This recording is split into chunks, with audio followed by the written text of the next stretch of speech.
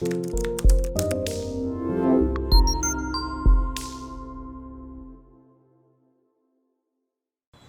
moi, c'est Ouedraogo Witobiana Faksa Sami, étudiant en médecine et promoteur de Burkina Ecolotech.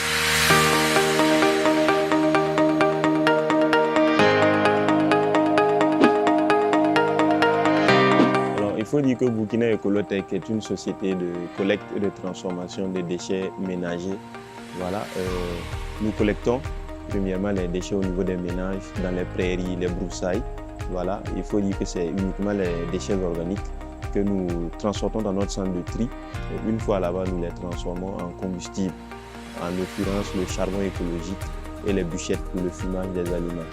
À côté, on a un atelier de soudure aussi où on fait la transformation métallique, à savoir la fabrication en fait, de produits qui permettent l'utilisation adéquate de nos combustibles, notamment des fourneaux, des fumoirs, des rôtisseurs, des barbecus, etc. Il faut dire qu'à la base, quand je me lançais en fait dans la transformation des déchets, là, je n'ai pas suivi de formation. Voilà, c'était vraiment de l'auto-apprentissage, voilà, via les vidéos YouTube, voilà, certains reportages sur certaines techniques, je me les ai appropriées.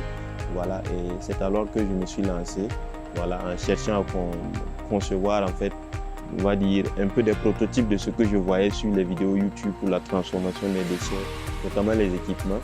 Voilà, c'est un peu comme ça en fait que je me suis formé.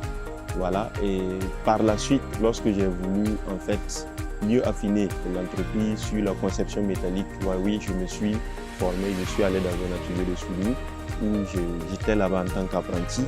Voilà, donc j'ai appris pratiquement 6 mois avec cet atelier-là pour savoir comment faire la soudure correctement afin de venir en fait dans mon propre atelier pour faire en fait ces articles-là. Donc en gros c'était ça.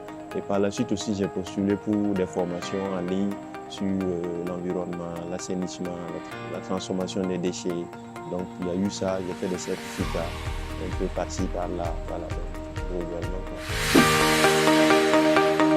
en tant qu'ancien étudiant en médecine, je vais dire, pour moi en fait la médecine c'est une discipline où on vous apprend en fait, à comprendre l'être humain, à comprendre comment l'être humain fonctionne, qu'est-ce qu'il peut avoir comme faille chez l'être humain et comment il faut faire pour remédier à ces différentes failles afin que l'être humain soit normal, on va dire.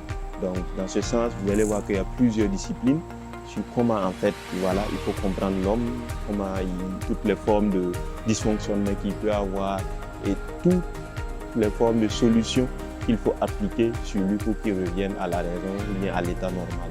Donc pour moi, globalement, voici de manière résumée comment je vois la médecine. Voilà. Donc, il faut dire qu'en médecine, voilà, vous avez plusieurs débouchés, mais d'abord, après 8 années d'études, vous sortez médecin généraliste. Voilà. Après ces 8 années d'études-là, vous êtes médecin généraliste. Voilà. Mais vous avez la possibilité d'aller vers d'autres débouchés, à savoir faire la spécialisation qui généralement tourne entre 4 à 7 années, voilà, pour certaines filières, où vous pouvez devenir soit cardiologue, pulmonologue, neurologue. En fait, comme je l'ai dit, vous vous spécialisez dans un domaine précis de la médecine. Voilà, donc c'est un peu ces différents débouchés. Voilà, il y a au moins une vingtaine, une trentaine de débouchés que vous pouvez faire après en fait, la médecine, après les 8 années d'études, vous serez médecin généraliste. Il faut dire que pour les tâches de Burkina Ecolotech, les différentes formations que j'ai eu à faire en la matière, les différents débouchés les plus sûrs qu'on va dire, voilà, c'est vraiment voilà, soi-même se lancer dans son entreprise. Voilà.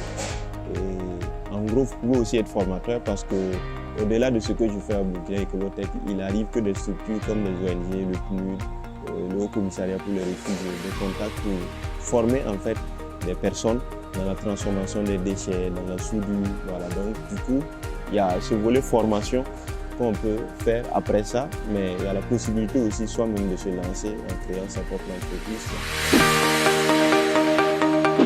À la base, en 2012, voilà, j'ai voulu faire la médecine, donc je me suis inscrit au niveau de l'université de Ouagadougou. Voilà, j'ai eu l'orientation de faire la médecine. Voilà, et 6 années plus tard, voilà, je ne me sentais plus tellement à l'aise, donc j'ai dû me lancer dans l'entrepreneuriat, voilà, où je me sentais plus à l'aise. Donc il faut dire qu'en 2012, quand je rentrais en faculté de médecine, voilà, c'était tout joyeux, tout content. Voilà, mais ce qu'il y a à noter là-bas, c'est qu'en fait, même cette décision, c'était contre la décision des parents, parce qu'ils auraient voulu que je fasse 2 yeux. Voilà, et je suis parti m'inscrire à l'université et ils trouvaient que c'était un peu trop long pour eux. Mais bon, je leur ai fait comprendre que c'était ce que je voulais faire. Donc je me suis enrôlé pour la médecine. Voilà, et c'est alors que j'ai commencé. Voilà, première année, deuxième année, troisième année, quatrième année. Bon, il n'y avait pas de souci particulier. Je pense qu'en cinquième année, en quatrième année, 2016, 2015-2016, voilà. J'avais en fait, on va dire, je faisais la reprographie au niveau de l'université. J'avais une salle où je faisais la reprographie, je commercialisais les cours avec les camarades étudiants. Et c'est de là-bas en fait que je remarquais que j'avais trop de pertes en papier. Voilà, et comme je passais plus de temps en fait dans la reprographie, parce qu'à force de photocopier les cours, je devenais moi-même une encyclopédie de cours, quoi. Donc du coup, j'arrivais à joindre les deux bouts entre la reprographie et la médecine. Voilà, j'arrivais à apprendre les cours comme il le fallait. Donc à partir de la quatrième année, c'est alors que j'ai commencé en fait à m'intéresser à comment transformer en fait ces feuilles que je perdais là. Il faut dire que c'est de là que le déclic a commencé. C'est de là que j'ai commencé en fait à me détourner de la médecine pour chercher d'autres techniques pour la transformation en fait des feuilles que je perdais. Voilà. Et c'est ainsi que je suis tombé sur la carbonisation et plein d'autres, on va dire, plein d'autres articles sur des moyens de transformation. Et c'est alors que je me suis plus plongé en fait sur on va dire, ces tâches-là. Et ensuite, j'ai vu que bon, on pouvait faire quelque chose de grand avec ça.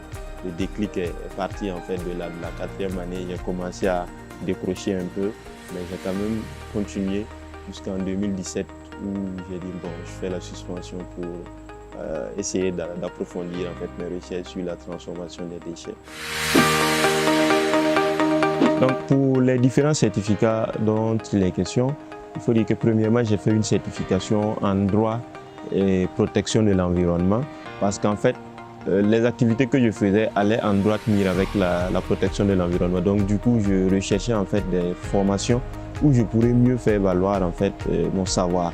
Donc il y a le certificat qui était fait en fait par l'université Senghor 2 qui est au Sénégal, c'était en ligne, à distance. Voilà, j'ai fait 2 certificats là-bas, un certificat en droit et protection de l'environnement et un autre certificat sur l'économie de l'environnement.